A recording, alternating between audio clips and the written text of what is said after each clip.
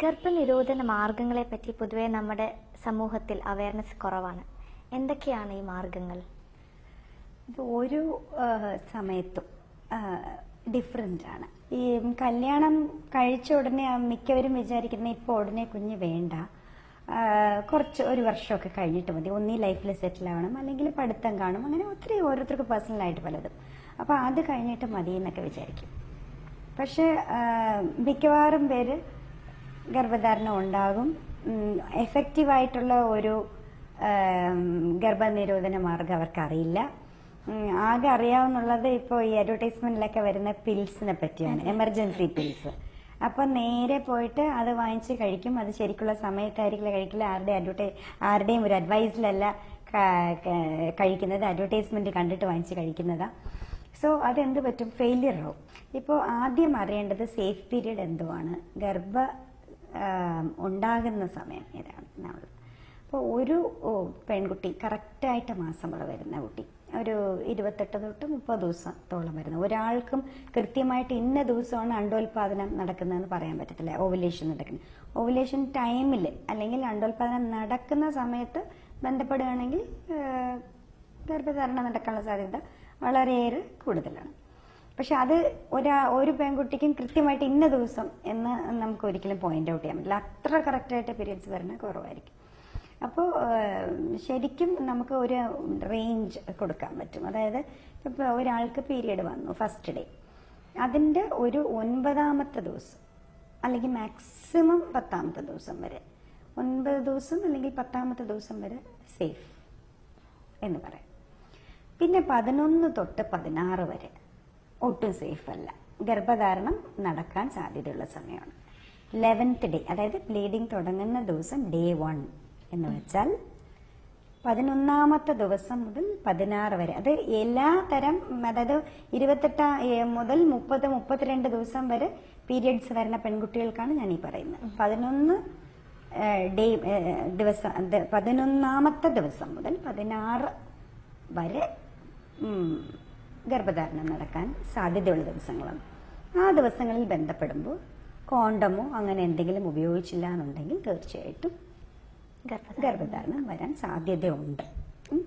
അത് കഴിഞ്ഞിട്ടുള്ള 16 കഴിഞ്ഞു 17ാമത്തെ ദിവസം തൊട്ട് അടുത്ത പീരീഡ് വരണത് വരെ സേഫ് പീരീഡ് ആയിട്ട് കണക്കാക്കാം.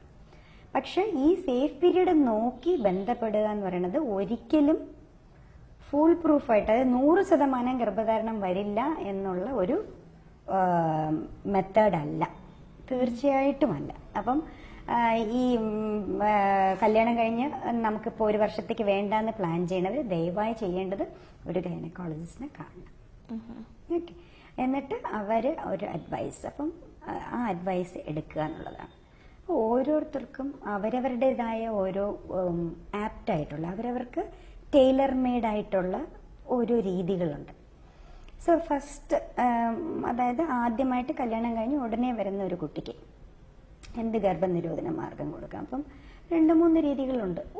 ഒന്ന് ഈ സേഫ് പീരീഡ് പറഞ്ഞത് അത് അത്ര ഷുവർ അല്ല. ഷുവറായിട്ട് ഇപ്പം നമ്മളൊരു മാർഗം പറയുമ്പോൾ ഷുവറായിട്ട് അതിലാകാൻ പാടില്ല അല്ലേ, അവർ പിന്നെ ഒരു അബോർഷന് പോയി നിൽക്കാൻ പാടില്ല.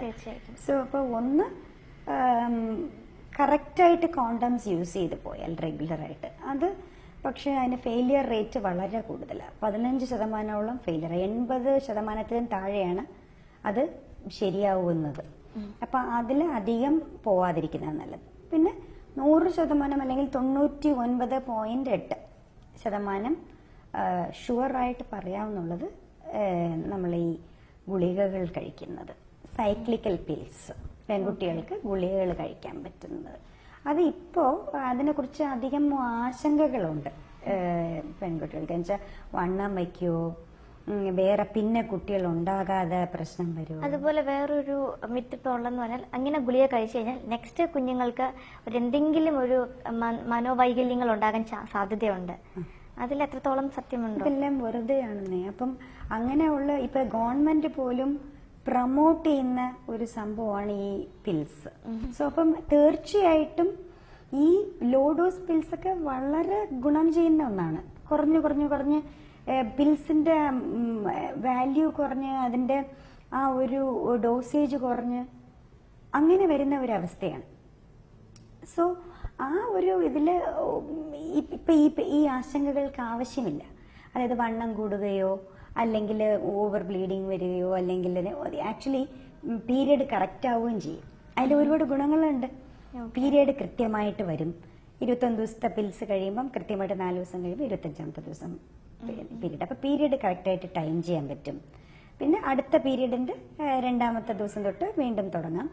അങ്ങനെ കൃത്യമായിട്ട് പീരീഡ്സ് വന്നുകൊണ്ടിരിക്കും. പിന്നെ ഇത് 100% വേണമെങ്കിൽ ഇവർക്ക് ഉറപ്പിക്കാം, ആ പിൽസ് മിസ് ചെയ്ത് പോവാതിരുന്നാൽ. അത് എല്ലാ ദിവസവും നൈറ്റ് കഴിക്കാനാണ് നമ്മൾ പറയുന്നത്. ഓർത്ത് വെച്ച് നൈറ്റ് ആകുമ്പോൾ ഓർക്കില്ല, കിടക്കുന്നതിന് മുമ്പേ തൊട്ട് മുമ്പേ അത് ഓർത്തിട്ട് കിടക്കാൻ പറയും. സോ അങ്ങനെ ഓർത്ത് കറക്റ്റായിട്ട് കഴിക്കുന്ന ഒരാൾക്കാണെങ്കിൽ ഒട്ടും പേടിക്കേണ്ട കാര്യമില്ല, അങ്ങനെ വരത്തില്ല. ബാക്കിയുള്ള മെത്തേഡ്സ് ഏതൊക്കെയാണ്? അത് കോണ്ടംസ് ഞാൻ പറഞ്ഞ പോലെ അത് യൂസ് ചെയ്യാം, പിന്നെ ഇത് ഉപയോഗിക്കാം. പിന്നെ വേറൊരു മെത്തേഡ് ഉണ്ട്.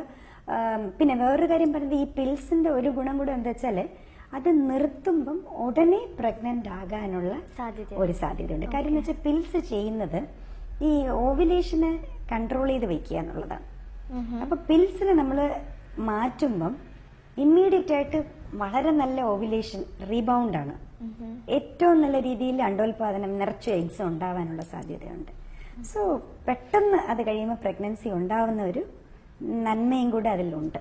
അല്ലെങ്കിൽ പിന്നെ യൂസ് ചെയ്യാന്നുള്ളത് ഇഞ്ചെക്ഷൻസ് ഉണ്ട്. ഇപ്പം എവറി 3 months ഒരിക്കൽ എടുക്കുന്ന ഇഞ്ചെക്ഷൻസ് ഉണ്ട്. പക്ഷെ അതൊക്കെ ബിഗിനിങ് സ്റ്റേജിൽ നല്ലതല്ല. കാര്യം എന്ന് വെച്ചാൽ പീരിയഡ്സ് വരത്തില്ല, ഇൻ ബിറ്റ്വീൻ സ്പോട്ടിങ് ഉണ്ടാവും. അതൊക്കെ പിന്നെ ഉള്ള സ്റ്റേജിലാണ്. അപ്പം ഇവർക്ക് ഇത് തന്നെ ആയിരിക്കാം ഏറ്റവും നല്ലത്. പിന്നെ അടുത്ത സ്റ്റേജ്, ഒരു കുഞ്ഞ് ഉണ്ടായി കഴിഞ്ഞിട്ട് സ്പേസിങ്, അതായത് എനിക്കിനി ഒരു കുഞ്ഞ് കുറേ കാലം കഴിഞ്ഞിട്ട് മതി. അത് എത്ര വർഷമാണ് ഒരു സ്പേസിങ്ങിന്റെ ഗ്യാപ്പ് കൊടുക്കുന്നത്? സ്പേസിംഗ് ഹെൽത്തി ബേബിക്ക് ഒരു ഹെൽത്ത് മാക്സിമം 3 years. 3 years എങ്കിലും ഒരു ഗ്യാപ്പ് ഉണ്ടെങ്കിൽ മറ്റേ അമ്മയ്ക്ക് റിജുവിനേറ്റ് ഉള്ള സമയം കിട്ടും. അമ്മയുടെ ബ്ലഡിന്റെ അളവ് നന്നാവും. പിന്നെ വേറൊരു ഹെൽത്തി ബേബി വരാനായിട്ട് അമ്മയുടെ ന്യൂട്രീഷൻ ശരിയാവും.